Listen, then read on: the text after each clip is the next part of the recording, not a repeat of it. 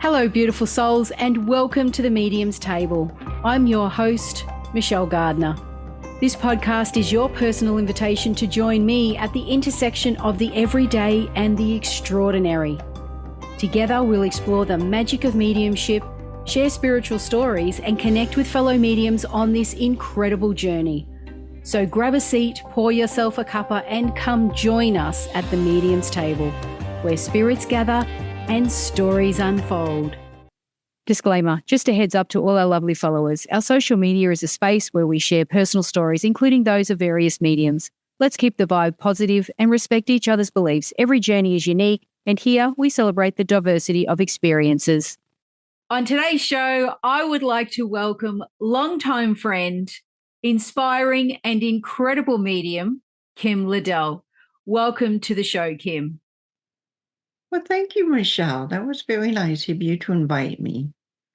You're most welcome. Now, we've known each other for quite a few years and we've seen each other grow and prosper. And I can safely say, hands down and confidently, that you are a fantastic medium. I have seen you work, I've seen you in action, and I am impressed. Wow, thank you. That touches me, and I'm humbled. Thank you. I appreciate that. You're most welcome. What do you have for us today? Because I know you've had quite an adventurous ride in your lifetime. So what would you like to discuss today on this episode? I like to talk about spirituality. Well, my spiritualist journey. So Yeah. I am an individual who always have been interested in healing, the art of holistic healing, body work, energy, Reiki, the different methods that people use to help promote, healing, rebalancing, recharging the body. And then at the same time, releasing trauma and belief systems that don't belong to them. And then during the pandemic, I one day just had a thought in my head, why don't you check out mediumship? I wonder if there's a group on Facebook that offers, mediumship practice. So I did. And I did that because I felt stagnant during the pandemic, not being able to officially do energy work with people, hands-on. And so there you have it. I am now on the path of mediumship, and, it's just been quite a journey. And isn't it amazing how you fall into something that you sometimes never expect, and it presents itself when you start looking for it, it presents itself. Yeah, and it was just a thought, but I actually really believe now that is a clairaudient message from my guide or higher self. Is mediumship something that you've thought about in the past? Like, have you ever thought in the past, oh, geez, I'd love to be a medium, or have those thoughts ever come to your mind? I never thought I was a medium. I didn't think I was on the path to be a medium. I thought I had to be one of those chosen or born into it. And but I always believed in it. I was fascinated with it. I knew mediums existed, so I was always all into that. Yeah, wow. And do you have a lot of support with your family and friends now that you're a medium? Actually, I do. And I'm past that point now where I don't worry about what they think. And I do have their support. They just like to see me, they want me to be successful. They are supporting me. And, now when I share tidbits of this and that, of what has happened, in readings, they're like, wow. So, Yeah. And so am I, like, wow, did I do that? Yeah. I understand what you're saying. During before you became a medium, during your childhood, throughout your life, did you ever have experiences that you can now look back on and think, oh, that was signs back then, or I was already hearing, or I was already seeing things, or I was already, having those mediumship experiences? Can you reflect back and think about, was that ever a case during your life before you actually chose to become, or you decided to become a medium? Not a whole lot, actually. But I think the one thing that I did have as a child was being empathic. Mm, But I didn't read. Other than that, it's just very few, if any, right? I mm, mean, there was one time when I was playing with my friends, and I was really young. I was probably 10 or 11 years old. mm. And somebody says, oh, I wonder what time it is. And I remember looking at the sky and cocking my head, and I say, it's 11 o'clock. So we all ran in, and it was 11 o'clock. That was the one time, um, feedback that I had that there was something there, right? Yeah, Just the knowing and looking at the sky and picking up the information somehow. So, yeah. yeah, yeah, that was a funny thing. Wow. So you mentioned the word empathic. Describe what that might be for listeners who think, what does empathic mean? Sensing and feeling in your gut area. And I think what I was experiencing was if I got a yes answer, I was getting a no answer. So, or if I got a no answer, you know what I mean?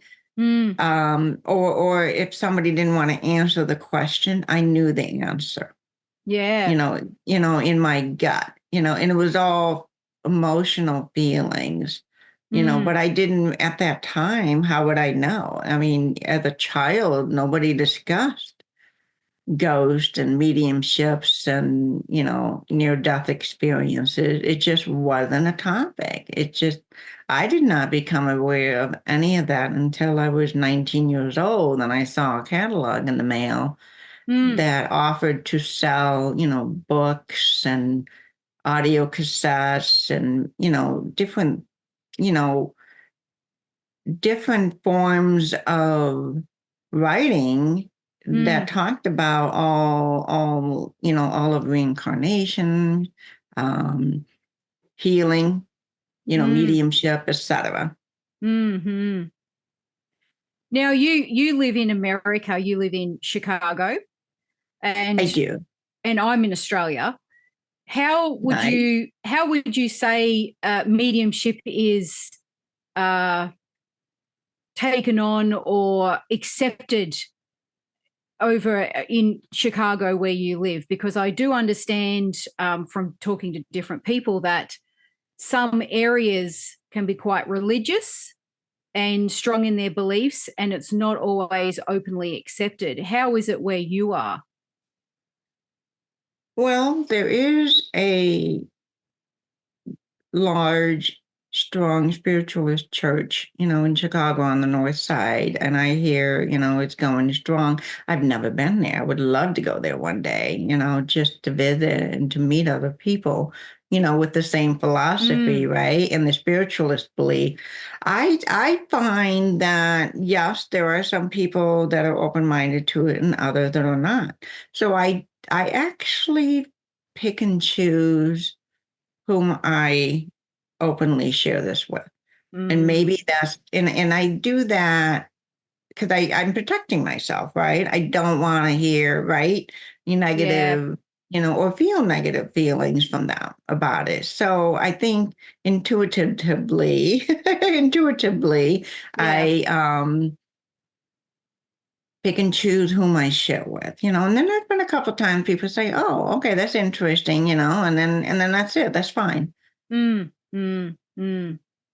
Because it's varied opinions, isn't it, out there in in the real world, we could say. I mean, that's that's something that is varied in different mediums, what's real and what's not real. When we talk spirituality and we start talking spirit worlds and the real world, but can be a hot topic around some people. I do completely understand what you're saying. Now, you actually have a different type of, I'm going to say, ability to other people. Did you want to talk about that? Oh, sure. Yeah. So, for those of you that do not know, I am blind, and when I say blind, I have light perception. So I don't see anything except for light. So I'm blessed to have the ability to still tell that it's daytime or the sun has set. And then I also have hearing loss. So I do wear hearing aids. Mm. Yeah, so I I'm considered to have Usher syndrome, which falls under retinitis pigmentosa, and Mm-hmm. it's something that I was genetically born with, and then over time, the hearing loss was always there all my life, and then in my teenage years, it was noticeable that I didn't see in the dark, and in the peripheral vision was narrowing, Mm. per se, right? Getting smaller and Yeah. smaller, Mm. and then, so, now, of course, when I hit 40, I went blind. Mm. Yeah. And I'm just going to say that I'm absolutely amazed, and I find it inspiring that regardless of your disabilities, what you've achieved. It just, every time we speak, every time I meet with you on Zoom, I am just in awe of how much you accomplish, even in your everyday life and the things that you do. It's just incredible. What would you say to others who may be in a similar situation to you or have disabilities and think, I can't be a medium because I can't see, or I can't be a medium because I can't hear? What would you say to these people? I say take one step at a time. Mm-hmm. All of the things that I have achieved didn't happen overnight. It takes Mm. time, just take one step at a time. If you got to do five things to achieve the ultimate goal, do step one, and then achieve that, right? And then do step Mm. two, and then achieve that. So for example, let's say somebody wants to use the computer, and the iPhone to connect socially with others, right? Well, maybe they don't have computer skills. Well, get the computer skills so that you Mm. can do that, and if you have to do it with adaptive equipment, or software, do it. Mm. Mm. There is usually somebody there to help and support, where they're the way, they're the will. You just Mm. got to have the determination. Yeah. And when you started learning mediumship, did you find that there were any setbacks in being able to learn or study with a mentor or in a program? Um, yes and no. So I do have assistive software, Mm-hmm. in devices, so I have that. But sometimes a software might be 95% accessible and there might be one link that's not accessible, right? And Mm. that's Yeah. that's on the programming, the software designer that creates that. So, but it's come a long way, so a lot of time things do work well, but sometimes it doesn't. Like this Mm. morning, I was pulling my hair out trying to get my screen reader to work with, my email program. It was just like, oh my gosh, so I was getting Mm. frustrated. Yeah, yeah, yeah. But the great news is it didn't hold you back and you were able to learn successfully. what you needed to start your mediumship journey, essentially. Definitely. I'm here, right? I'm here. Yeah. And I'm just so amazed at where I'm at. And I'm just so amazed that, I find it funny as a teenager, I did not believe in God. I felt Mm, like God ain't looking out for me. yeah. Yeah. There is no God. And then now I'm at that point where, I do believe in God and I do believe in, after death communication. And I think it's beautiful. And Mm, and I also want to point out, something else on my journey of the spiritualist. And I realized that physically on earth here, I have a real guide dog. And I think of mm, her as my beautiful spiritual soul dog, right? On the other side, yeah. assisting me here. And I'm like, and I thought, oh my gosh, if I can trust her completely, I need to be able to completely trust my spirit guide, or spirit guides, Mm, in God. I need to be able to do that. And that way, you know, the more I shed fear and doubts, the more open I am and the more beautiful the experiences are. So, like trusting my guide dog, I have wonderful walks, going around obstacles and, and mm, safe and being safe while I'm doing it. And then on the other side, trusting my guide, that's my goal is to trust him more and more yeah. and to, that's faith. That's faith right there as a Yeah. spiritualist. Oh, 100%. It certainly is. It's just having that full trust and faith in your spirit team. And like you say, and a great metaphor, and actually, and you're actually living the experience of fully trusting your guide dog. And I must say, you've done some incredible work as well. Like I said, I've seen you work, and obviously your disability hasn't held you back. Do you find that because you used to be able to see when you were younger, is that correct? That's correct, isn't it? That is correct. Do you find now that you're doing mediumship, you're using other senses more so than others to bring information or hone, like you've honed your skills around other senses to communicate and bring through messages? Yes, I do believe that. And I Mm, think it also helps. I don't want to say that I have more of it than you. I think we all have equal amounts of access to these senses, mm, but because of my disability, I'm using it yeah, more yeah, often, right? And yeah, and right? mm, Mm-hmm. And yeah, I also am so grateful that I did have vision so that I can say, wow, I see, yellow flowers, right? I see, so I can identify. mm, I'm so glad I've had the experiences of seeing, a blue car, red flowers, right? yeah, High mountains, that are rocky, to be able to see that and recognize that in my third eyes. mm, mm.